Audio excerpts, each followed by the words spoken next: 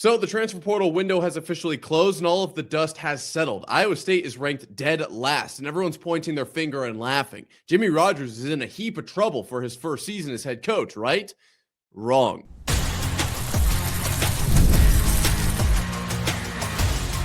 You are Locked On Cyclones, your daily podcast on the Iowa State Cyclones, part of the Locked On Podcast Network, your team every day. Welcome into Locked On Cyclones, part of the Locked On Podcast Network, your team every day. Now the #1 sports podcast network, thanks to you. I am your host, Nick Marovets. Thank you for making this your first watch or listen of the day. I appreciate it more than you know. Be sure to hit subscribe down below so we can prove once and for all that it is, in fact, a Cyclone state. As we start off today's episode talking about Jimmy Rogers' transfer portal class, ranked dead last by On3. Is Iowa State in trouble for next season? No, I don't think so. And I'll explain why in today's first segment. Then we're going to pivot over into basketball for the rest of today's show. The men lost to Cincinnati. The women lost to Oklahoma State. Both are on streaks of L's right now. It's not great. So what is going on? We're going to take a deeper look into why this may be happening in the second segment. Then in the third, we're going to take a look into the future. Are both of these teams in big trouble or can it be turned around? We'll answer that question before today's episode is over. But first, today's episode is brought to you by FanDuel. The college football playoff is here, and FanDuel is the best place to get into the action all playoff long. So visit FanDuel.com to get your college football playoff profit boosts every game day. Starting off with the transfer portal and Jimmy Rogers, the window closed on Friday. And let's just be very clear. Players can still be picked up out of the transfer portal, but now no new players can enter in. So the roster that Iowa State has at this point, because remember, we only have one window this year, these guys will officially be on the team. We can kind of rest easy. Now, we could pick up a few extras along the way, which would be great. But for now, the names on the roster, the whole portal class that's been put together, they are officially Cyclones, which does feel very good. But when you see how it's ranked on On3, I can see how some people would be slightly concerned. Using the index score that On3 has, Iowa State comes in dead last via all or versus all of the teams on this list. Now, you're probably asking, what is the index score? Because I found myself asking the exact same thing. And I'll read you what it says here on On3's website. On3's Team Transfer Portal Index utilizes the On3 performance score to measure a team's production during the transfer process, compared to relative against its roster and not a comparison against other schools. This proprietary algorithm, determines if a school has improved its overall team talent, stayed the same, or declined in talent during the transfer window. So it's a proprietary algorithm. Let's keep that in mind. This is just what On3 thinks. And I will tell you right now, I don't feel the same way that they do. That's for certain. But a few teams at the top, Texas Tech, Indiana, Texas A&M, they post scores like plus 52, plus 47, plus 45. Where does Iowa State sit? They sit at the very bottom, ranked 70th, with a score of negative 57. So over 100 away from the top score of Texas Tech. It would be 109 points away. And even Kansas State, who comes in at 69th, which is kind of crazy, Farmageddon being the bottom two, posts a score of negative 25. So that's 32 points away. Iowa State, by far and away, the last ranked team on this list. I mean, it's actually crazy how much further they are than every other team. Saying that, I looked through this whole thing. It's all Power 4 schools. Or I guess 99%. I didn't read every single title, but I have yet to find one that's in like the Sun Belt or the MAC. So in 70 out of 70, like that tells you all you need to know. So I'm not really sure on a lot of those fronts, but the fact is Iowa State is ranked dead last with 54 transfers out, 44 in, and per their 4-star, 3-star rankings, 1 4-star and 42 3-stars coming in to the 7 4-stars Iowa State lost and the 47 3-stars they lost. So generally across the board, didn't quite fill all of the holes. That's the general sentiment I got here from this list. They didn't fill the holes, and they didn't bring in the same amount of talent that they lost. And I will say, right off the bat here, I don't think anybody was expecting Jimmy Rogers to be able to, fill every single hole or to bring in the exact amount of talent that he lost. Iowa State always was going to lose more talent than it was going to bring in this season. There's just not a lot of reason to go to a school that has been very public about, we don't know where we're going to be at monetarily in a few years, and they just lost their head coach, right? There's a lot of turnover, a lot of question marks around Iowa State. So I want to start with the fact that just from an Iowa State fan perspective, even before we dive into the actual like analytics or whatever, I think Iowa State and Jimmy Rogers did a very good job given the circumstances. Now, I'm going to try to kind of take that view out of the rest of this conversation and look at it as objectively as I can, through a non-biased lens as much as I possibly can here. But I wanted to say, I think they've done a very good job just considering the circumstances. Now, is Iowa State actually in trouble for next year? Did they bring in enough talent to be able to compete at the Power 4 level? I said, yes, I think that they did. And a lot of this, I'm going to be completely candid with you, I think comes down to coaching. I think you can bring in talent from just about anywhere and with the right coaches be very successful. I think Iowa State has done a phenomenal job of building up their coaching, roster or whatever you want to call it, their coaching staff. So, a lot of these guys, like you're going to hear arguments. Oh, you brought over the entire Washington State staff. Oh, you brought in guys from Iowa Western. Oh, you brought in guys from Bowling Green, Montana. Like, oh, I'm terrified. Insert LeBron meme. Yeah, I get it. Okay, I completely hear you. And there is something to be said about that. That's valid. But a lot of people don't have the ball knowledge to know just how good Iowa Western is. First off, if you ever see someone bring that up, they probably haven't watched a lot of Iowa Western football. But on the other side, too, the coaching staff. I just truly think the coaching staff is going to propel this team and have them ready every single week. Not only ready, but in a position to succeed. And really, if you put all the pieces in the right spots, that it eliminates a lot of room for error, to be completely honest. Now, they got to make the plays. That's very much how football works. But with the right coaching staff, coaching them up through the week, getting them, right on film and putting them in the right spots, that can go a very long way. So I have a lot of trust in the coaching staff that's been put together here. But a few of the players that I think are going to be big standouts for Iowa State this season. Look at guys like coming over from other big conferences like the SEC or the Big Ten, right? Like Gavin Brocius as an offensive lineman, Jake Taylor as a tackle from Michigan State or Oklahoma, or you want to look down to Auburn at DeAndre Carter. We're not only bringing in guys who are coming up from, the G5 or from FCS or, community college. Like Jimmy Rogers still brought in some legit talent, some very high level dudes. And you're going to have people out there that are going to argue, well, they are obviously on your roster because they couldn't do it at the SEC level. Okay, that's fair. I would argue there could be other motives, right? Maybe they just didn't prefer the environment that they were in. And Jimmy Rogers, obviously there's a new start in Iowa State. I don't know what the exact motive could be, but the other argument that I would like to present is they were good enough to be on an SEC roster, no? They were good enough to be on a Big Ten roster, no? And if I've seen some comments about like, oh, you're obviously holding the SEC and Big Ten in big regard here.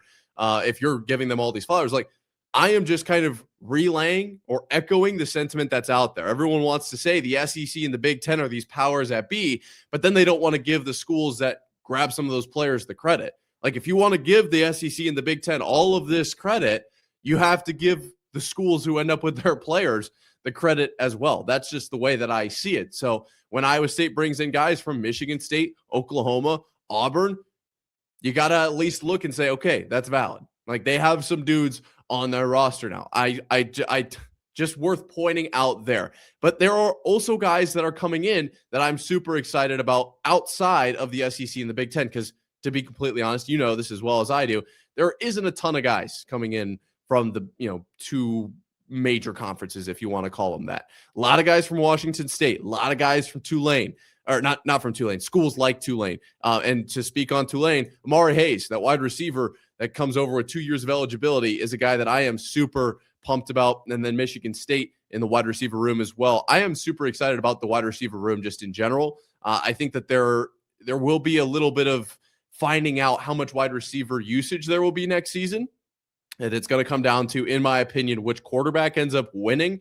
But I think if the wide receivers are to be used in a pass-heavy offense, they're going to be able to deliver on that. I think the bigger thing, the more likely scenario, however, is that Iowa State decides to run the ball 85% of the time. Jalen Raynor could be that running quarterback, essentially an 11th player on the field, behind a clear emphasis at offensive line in this transfer portal and a running mentality from Jimmy Rogers that could be a major threat to teams next season. And this is one of my biggest points. You don't need to bring in the most talent to just run somebody over. And it goes back to me to the Kevin Durant quote, hard work beats talent and talent doesn't work hard. That's really what it comes down to with the offensive line and run game. Just work harder. The talent doesn't necessarily have to be there. It's good if it is. But Iowa State, if they choose to just completely dominate the run game, they've got a ridiculous list of offensive linemen. Maybe they train some offensive linemen to have some, tight end tendencies, but they're technically listed as tight end. So Iowa State's running like a 13 or 14 personnel, but every single one of them out there is an offensive lineman, and they just run people over. That doesn't take a lot of talent. That doesn't take a whole lot of, they're ranked 13th, or they're ranked 30th, or they're ranked 70th in this on-3 proprietary index score, like proprietary algorithm this. I don't think it matters. Does the algorithm know how hard I'm going to work to push over this other guy? Like, that's, to me, the identity that this team is going to have. So you can be excited about the wide receivers. I am. I'm excited about Cody Jackson, Amari Hayes, Evan Boyd. I'm excited about the potential for, if we end up getting a lot of throws out of Jalen Rayner, that'd be great. I would not be upset about that. If Zane Flores comes in and throws yard all over Big 12 defenses, I would love that. But I think the more than likely situation is that Iowa State runs all over everybody, and it doesn't matter how much talent they have on the offensive side of the ball. Defensively, that's all effort all day anyway. So I'm not even going to touch on that. Look, I think the ratings are there. Everyone, it's fun to dog on Iowa State. But if you look into the quality of the players coming in, the hunger that they're going to have, and the identity that Iowa State's going to have moving forward, there is no reason to be concerned about Iowa State football for next season. Like I've said before, I think 7 wins is very, very achievable for this team in this Big 12 with the schedule that they have. We've talked about it before. We'll talk about it again here at Locked On Cyclones. But it's time to move on to basketball because admittedly, the last few days for Iowa State basketball, weeks if even you could push it to, have not been great. We're going to talk about why coming up right here after this. But first, a word from our friends over at FanDuel. The college football playoff is here, and FanDuel is giving all customers even more ways to get in on the action every single game day of the playoffs. Because right now, every college football playoff game day, FanDuel users get a profit boost waiting for them in the app.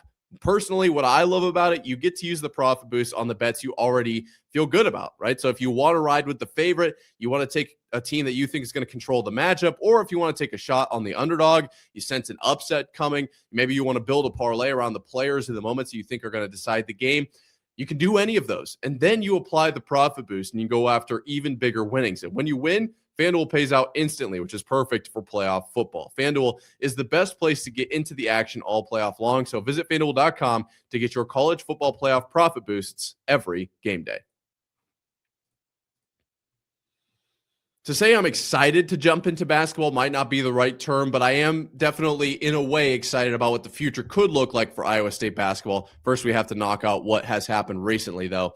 And before we get that far, I just want to thank you for making Locked On Cyclones your first watch or listen of the day. Thank you for making Locked On the #1 sports podcast network. Could not do it without you guys.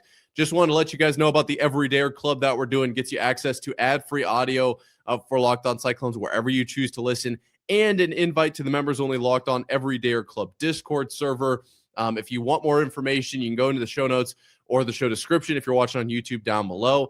If you have pen and paper, it's lockedoncyclones.supercast.com to learn more. Appreciate every single one of you guys for making this your first watch or listen every single day. Let's go ahead and talk about some basketball here. And this is an interesting topic. I'm not going to lie. This is not the situation I thought we would find ourselves in.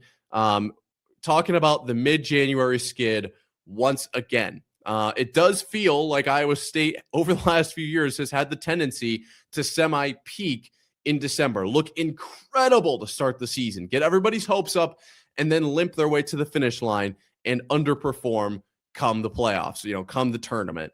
And I will say, I'm going to get out ahead of this here. I'm actually, in a way, completely okay with the way that this goes. TJ Otzelberger has had phenomenal success with Iowa State, and I am in no way, shape, or form calling for him to no longer be the head coach, to make any changes. I trust him with way too much. I should not trust him as much as I do. I'm going to be completely honest. But when you look at what Iowa State has done this season, the men, let's start with the men. Ranked number 2 right now, this will change. And they go 16-0 to start the year. And then they lose to Kansas in a very admittedly terrible game. I mean, just horrible effort, showing up. There was nothing about it that was good. And then they lose to Cincinnati. All right. Now, both on the road. The loss at Allen Fieldhouse, I feel like a lot of people can justify. The loss to Cincinnati, however, was very, very ugly. And then when you switch over to the women's side, great start for them as well. And now they've dropped 5 in a row. So what is going on? Well, these two teams are very separate, right? We can't link them together. I think on the women's side, injuries have played a major role. But to dive into more of the men's side here, to me, this is just my personal feeling, feels like they have a little bit of we're the top team, we're going to be just fine no matter what mentality. And I think this loss to Cincinnati really opened up their eyes in a way. 79-70 final score. And as far as the box score goes, I'm just going to run through a few numbers for you. Milan scored, I believe, career high 34 on 8 of 14 from beyond the arc. Ridiculous night from him, or I suppose day. Buchanan had 4, Jefferson had 16, Torre had 4 of his own, and Lipsy had 7, 5 points coming off the bench between Plata and Heisey. Not a super impressive day. And when I went and watched this game, not in person, I shouldn't say went and watched, but just actually turned it on, the biggest thing to me looked like lack of effort. And I don't mean that necessarily a super mean way, although it's not a compliment. Let's not sugarcoat this whole thing. But it looked like Iowa State was consistently like, okay, we'll be fine. We're going to give up this run and then we'll go on a run of our own. It seems like Iowa State is okay with giving up runs. They're okay with going, allowing Cincinnati to go 7-0, 8-0 runs, just going minutes without scoring. And it's like, okay, it'll be fine. We'll turn it back on. Milan will score, 9 in a row or whatever. And yeah, Iowa State did go on a few runs, but this is the Big 12, right? We're not playing, and no offense, but we're not playing St. John's. We're not playing Creighton. I would even argue we're not playing Purdue, which is a crazy statement because they're very good. But you understand what I'm saying here. Excuse me. The Big 12 is by far the best conference in basketball. I don't even think that's disputed. The fact that some people think it's the SEC is crazy to me, but I think most people who understand college basketball are in, the same group. The Big 12 is the best conference. And when we preview Iowa State's schedule and we look at, okay, they're going to have their non-con and then they're going to start out the year with West Virginia, Baylor, Oklahoma State. And they're going to basically have like a 7-game stretch before they get to the real meat and potatoes, the real tough part of their schedule. Kansas, Houston, BYU, Texas Tech, Arizona, all in that final clump of the year. So then everything up leading up to that is just easy, right? It's just cake. That's the part we're missing a little bit, both as fans and I think honestly as players. We're starting to look past these teams because it's like, oh, it's Cincinnati. And we'll talk like, oh, it's UCF. We'll talk about that more in the third segment. But, oh, it's just whatever. No, these are Big 12 squads. I talked about Kansas. Remember when I said that, oh, they're going to shoot 50% if you don't guard them? Like, this is every kind of team in the Big 12. Every team has to be ridiculously hungry. You're at the top. You're being hunted. You're not going to come out and face some team who's going to shoot like 20%, and you just don't have to guard them. It looks like this team is just okay with giving up points because they're going to score some. Well, if you give room for error, right? If you give another team some space in the Big 12, it's going to be tough to close that gap. It's not just we'll let them, we'll let Stonehill go up by 15 on us. Okay, if you let Stonehill go up 15, what are you doing? First off, no offense to Stonehill, but you can close that gap, right? You can go on a quick little 40-4 run against Alcorn State, a team you beat 132-68. Like you're capable of that. Against the UCF, against an Oklahoma State, it is much tougher. You're putting yourselves in a hole intentionally. Like, why would you try to win a game when you're down 20 when you can just win the game tied? Like, it's like we're handicapping ourselves here. That's my biggest thing, is it looks like they're okay with mediocre play because they know they're going to be fine. They know they're capable. They're the number 2 team in the country. Well, we can do whatever we want. Well, yeah, you've made it close a few times in these games. The Kansas game never really got that close after it got out of hand. There was a moment where it was like semi-attainable, considering how much time was left. And the Cincinnati one got a lot closer at the end. But if you put yourself in a massive hole, you have to be nearly perfect for the rest of the game. Why don't we just actually attack the boards? Why don't we just actually play the tough defense that Otzelberger demands? Right? Those are the kinds of questions I'm asking right now. Because to me, this team is still very talented. And we talk about, the depth of, obviously the top three are incredible, but then you've got guys like Bateman, right? You've got guys like, honestly, Buchanan very much in that conversation. How good is Heisey, right? You have depth. And so why are people starting to stop Iowa State? I don't think people are stopping Iowa State. I think Iowa State is stopping themselves. I think that they're not quite playing up to their potential. And that might come across as, insensitive or rude, but I just don't think that this team is playing as well as they can, and they're losing games because of it. People are going to argue, oh, people have the tape. They figured it out. They know how they're going to beat Iowa State. I don't think that's the case at all. I think this team just hasn't quite brought the effort in the last two games. Then you could argue even more than that, that they have, they did to start the season. And, actually, I have a really good point, but I'm going to make it coming up right here after this. But first, a word from our friends over at TurboTax. Tax season doesn't have to take over your life. This year, TurboTax is making it easier than ever to just hand things off and move on with your day. With TurboTax Full Service, you can have your taxes done for you by a trusted local expert start to finish without the stress or guesswork. Instead of spending hours trying to figure out forms, you can meet with a local TurboTax expert in person or connect online. They handle everything from W-2s to self-employed forms and work to get you every deduction. It's a huge time saver and gives real peace of mind knowing an expert is handling it. For a limited time, you can have your taxes done by a local TurboTax expert for just $150. All in. If a TurboTax expert didn't file you last year, just file by February 28th. Take taxes off your plate and get back to your life. Visit TurboTax.com/local to book your appointment today. So Iowa State is on a skid, both in men and women's basketball. It's not looking good, but it's not over. And we're talking about it here at Locked On Cyclones, part of Locked On Podcast Network, your team every day.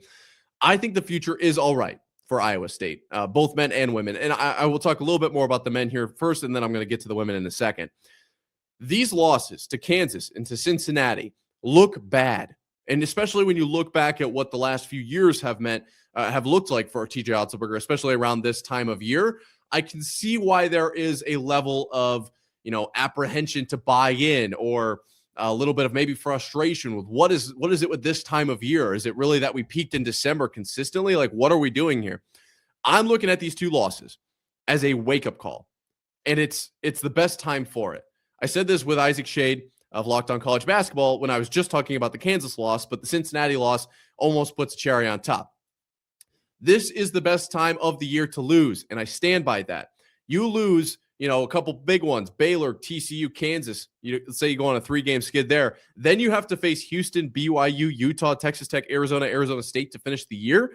It's going to be tough to turn that ship around. It is going to be tough to get that train back on the tracks. As opposed to now, you lose to Kansas and Cincinnati, you can get right again. You can beat UCF, Oklahoma State, Colorado, Kansas State, Baylor, get some momentum, boom, boom, boom, boom, boom, go into that tough part of the schedule with a feel-good kind of momentum under your belt. That's where I am at with this Iowa State team. They're still very capable of dominating teams. Maybe the Big 12 has figured out a little bit of how the defense works and how they can exploit Iowa State and force them to work a little harder than maybe they have in the past, and they're getting worn out or whatever.